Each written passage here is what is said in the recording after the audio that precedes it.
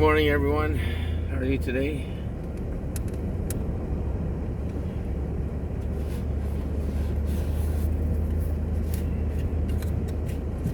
Called for light snow yesterday, but don't look like we really got too much, so that's all right.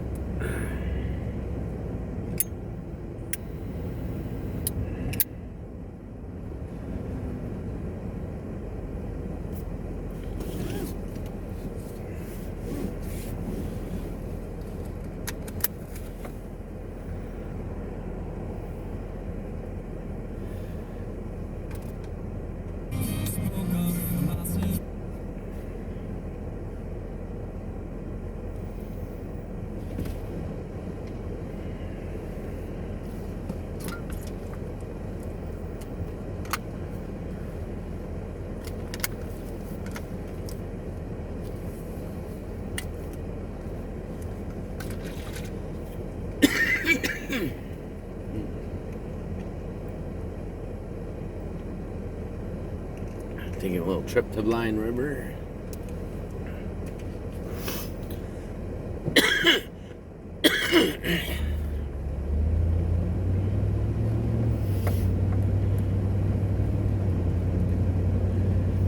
Heard yesterday on a video that seems like Russia and North Korea are getting their nuclear weapons in place.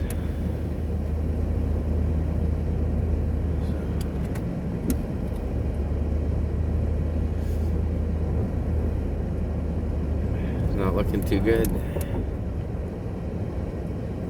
All the stuff that's going on.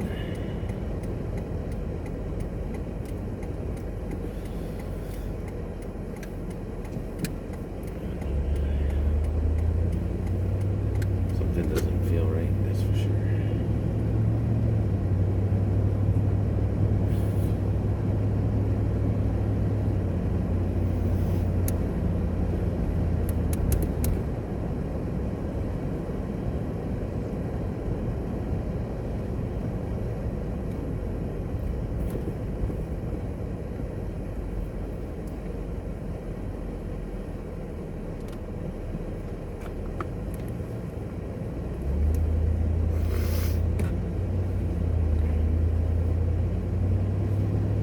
But looks like it'll be a nice day for a road trip.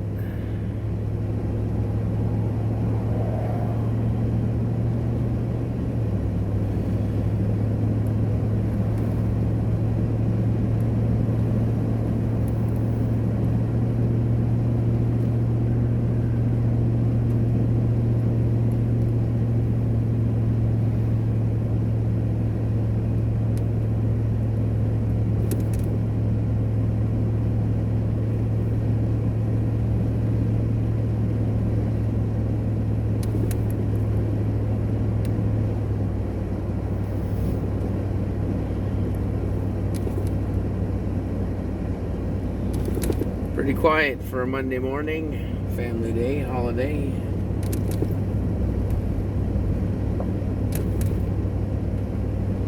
Hope everyone gets to enjoy themselves today.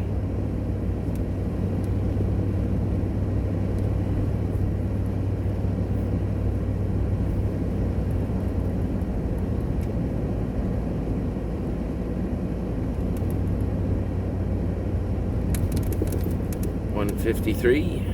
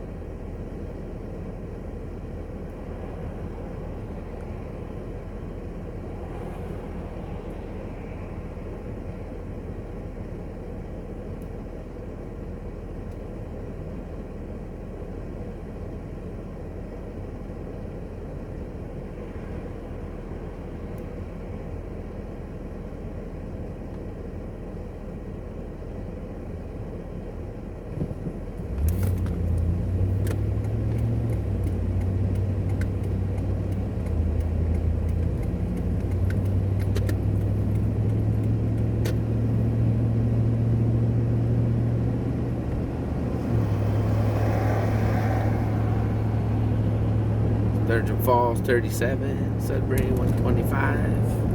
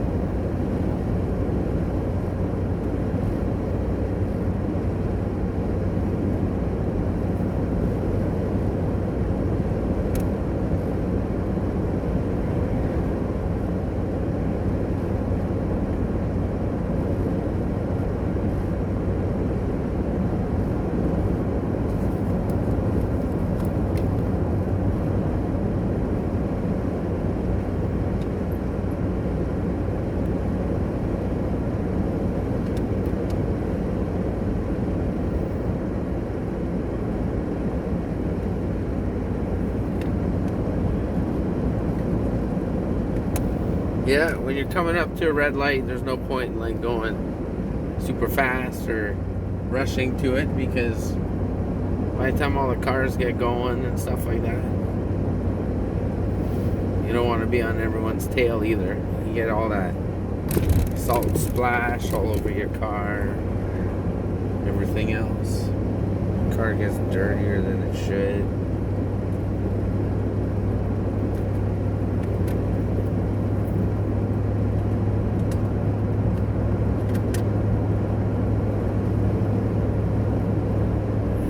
You don't really want to be stuck up there with everyone. That's where things go wrong.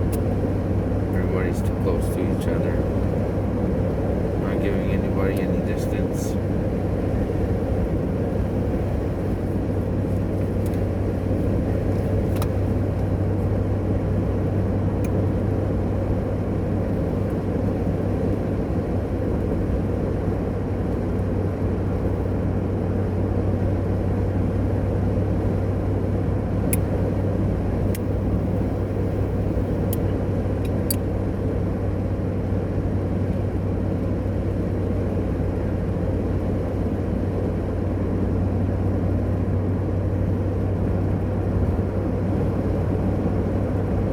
Up for winter driving.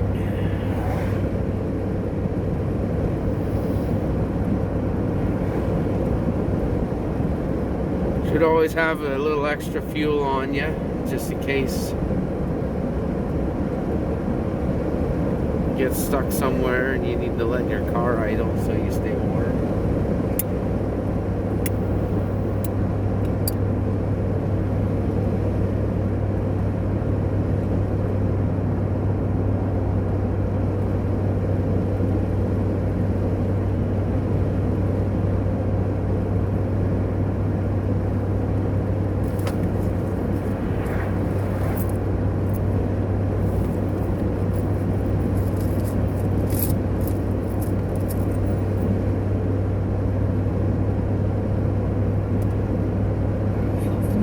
Value out of our food if it's grown very close to where we live.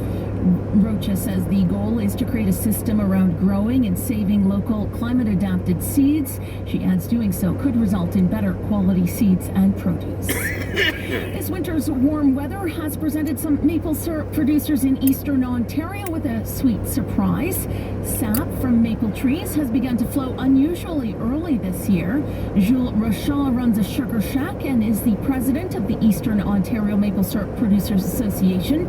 He says he boiled his first batch of syrup this weekend, nearly 3 weeks earlier than usual. But not everyone is able to make the most of this syrup producing season. Rochon says the weather has caught many syrup producers ill-prepared. People are not ready. Now they have to quickly tap in and get their sugar shack ready. Will it be a shorter season because of this? Maybe. Rochon says he's now hoping the weather will stabilize over the coming month in order for producers like himself to continue making syrup.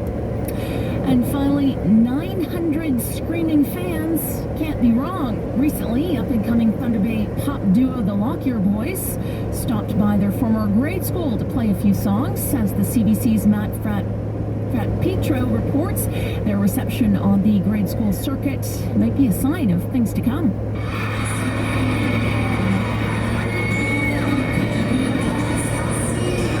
It was pandemonium at Ecole Elsie McGill Public School earlier this month when pop duo the Lockyer Boys came to play. The experience had the 18 and 20-year-old Thunder Bay brothers riding high. Oh, that was great. Lots of fun. Good crowd. Good to be back at Elsie McGill. The concert marked their 20th in a string of grade school shows that took the Lockyers from Vancouver to LA and back to Thunder Bay. A calculated move by their father and manager, John. The reception they're getting at these school shows is getting noticed nationally. And everyone in the industry is going, whoa, there might be a product here. The show was a homecoming of sorts for the rising Thunder Bay brothers. Their former public school, Agnew H. Johnson, was rolled into Elsie McGill in a restructuring move in 2020. But many of the same teachers remain, and they were keen to share some memories of the duo. Krista Starcoke is one of them. It's really neat to see kids just thrive and become who they truly want to be. The Lockyer Boys are currently working on their debut album with Grammy-nominated West Coast producer Jeff Dawson. But for now, they're taking any opportunity that comes their way. As for the reviews, well, I'll let the crowd speak for themselves. 137.7 on the reserve. Matt For gas. Petro, CBC News, Thunder Bay. And that is the CBC News to this hour. Thanks for listening. Stay tuned for national and international news at the top of the hour here on CBC Radio 1. And I'll be back at 9:30 with your next provincial news and weather update. The Lockyer is one of the musical acts featured on our special Family Day program this morning, talking all about musical families. Neil Young, another great Canadian musician, is going to be featured on Q later today. Not necessarily talking about family, but he's got a new album with Crazy Horse called World Record that is coming out, and Neil Young will talk about his grief around the world around him. It's also 50th anniversary of his legendary album Harvest, so we'll talk about that as well. Q starts right after the news at 10 o'clock here on CBC Radio 1. We've got an extreme cold warning in effect for the far north, from Lake Nipigon and Timmins north to James Bay and Hudson Bay. Wind chills tonight in the minus 40s and 50s. Wow. The northwest expecting some snow today. The rest of the province should see some clearing today. In the south, temperatures will be above freezing, +1 to +5 here in Sudbury. Our forecast high, -9 degrees.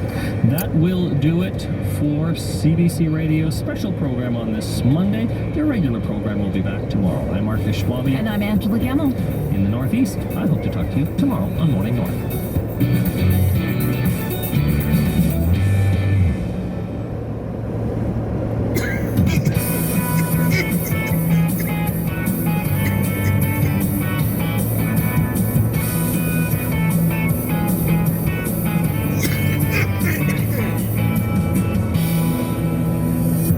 I've been there for years and years, and she was always concerned about lights and doors and all that being kept closed, and lights and doors were wide open, and I just thought something was off. 5 years ago, the deaths of Barry and Honey Sherman shocked Toronto and beyond. The billionaires were among the richest people in Canada. He was a generic drug titan. They were pillars in the city's Jewish community, and they gave away millions of dollars to charity. A new podcast explores the Shermans' lives and the conspiracy theories, accusations, and claims of police bungling that followed their deaths. In 30 minutes, the no good, terribly kind, wonderful lives and tragic deaths of Barry and Honey Sherman. Also this morning. Cats recognize us.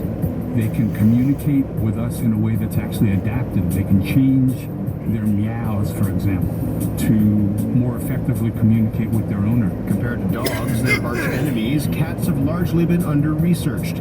New studies are suggesting the cats may be more interesting than we thought. In an hour, we revisit our look at the secret life of Mr. Whiskers, but we begin with an Artifacts return. Good morning, I'm Matt Galloway, and this is The Current.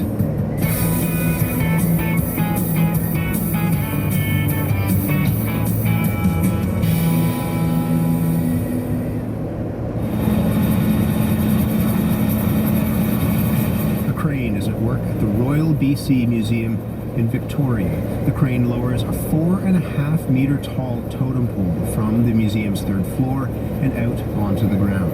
Members of the Nujok Nation are watching in full regalia. This pole was taken from their village more than 100 years ago. torches down on the ground outside for the first time in a century. And it is a poignant moment for Chief Snooky Altwa. The emotions are kicking in.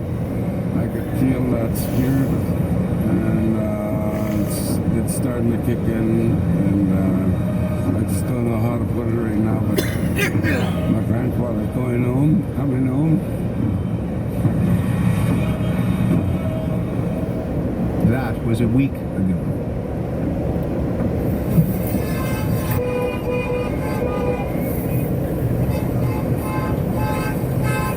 Since then, the chief, the totem pole, and a cavalcade have made the journey home more than 1,000 kilometers up BC's coast to Bellacoola. They made some noise when they rolled into town. Onlookers had waited a long time for this moment. Can you see it all, hey? Oh my gosh, that's amazing. Hereditary Chief Snooky Altwa led the charge to bring the totem pole back to his community and joins us now. Chief, good morning. Morning. How does it feel to be home in your community with this totem pole finally? Well, it's a blessing. And for my grandfather, he's rejoicing. What was that trip like? I mean, we heard some of the sounds of people on the sides of the roads, people who saw what was happening. What was that like to see? Holy man, that was an honor.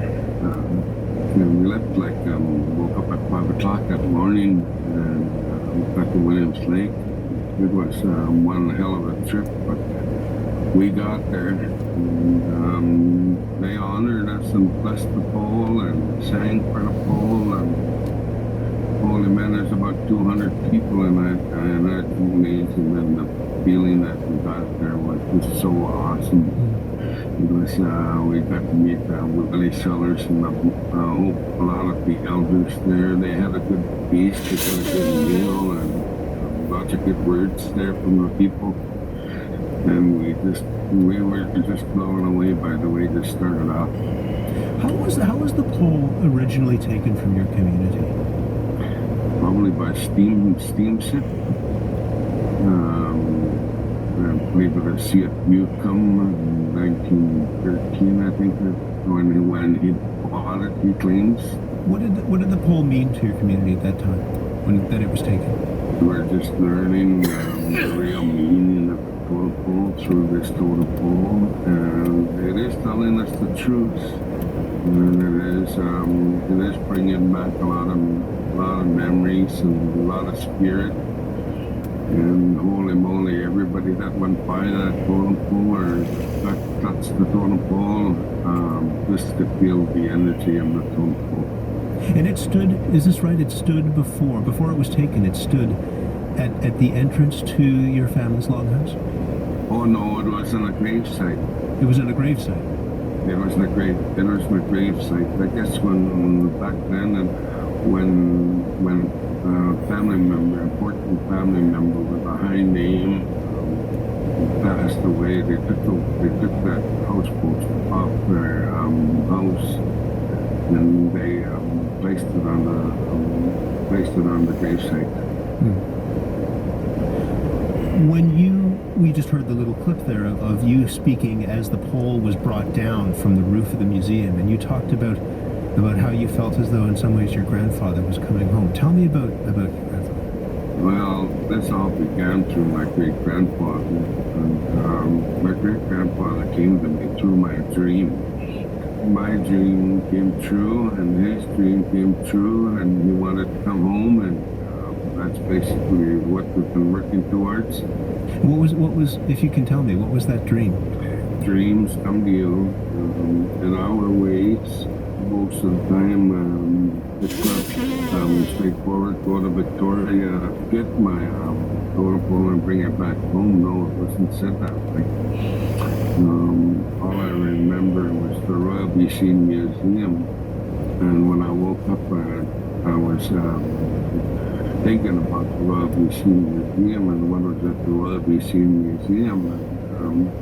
Then it came to me that it was, oh yeah, I said, oh, there's a totem pole there, and our great-grandfather's totem pole there. And When I went to speak to a couple of elders, and they completed my story. And, 136.9 over here. We Not started bad. preparing to go to That's good. Victoria, and got a letter of support from my Hereditary Chiefs and Chief of Council, and we went there, and we invited the media, and we were surprised the media was there, how many cameras were there. We had to change things, remember that, who we were doing it for. It was a real fight to get this back, right? What did you have to do to get the totem pole back on? Well, the hardest part was getting their attention. It was in 2019, through email or through phone call, and I wasn't getting any of that. We got a number of things through this challenge. You had to threaten a lawsuit to get the totem pole back, is that right? Well, yeah. That's something else that RBC Museum didn't respond to. We weren't going to file it. We wanted them to work it out of court. They didn't respond to that. So after a few tries, I think we've done it twice. We tried to serve them court papers, and they didn't respond to it. So I told the lawyer, maybe you should file it, and we still never got a response. And it was up until the court, because the court has a certain time they have to respond to. So basically, that's what happened.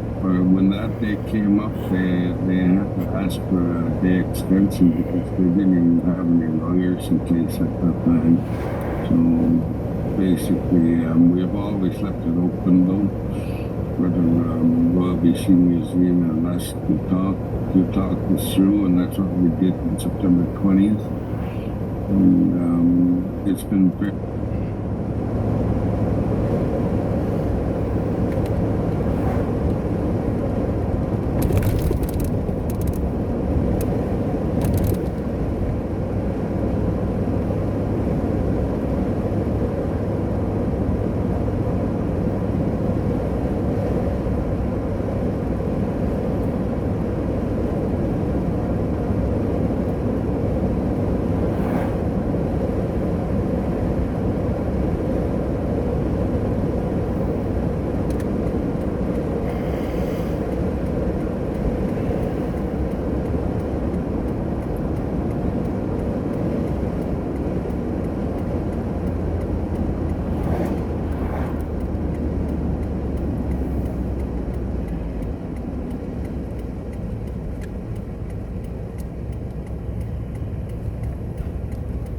Oh wow, that's him getting some pretty big holes here.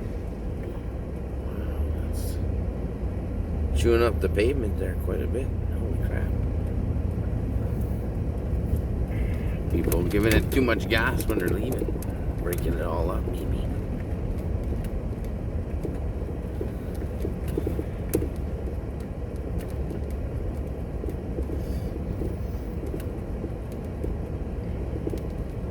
$134.9 for regular, $171.9 for diesel.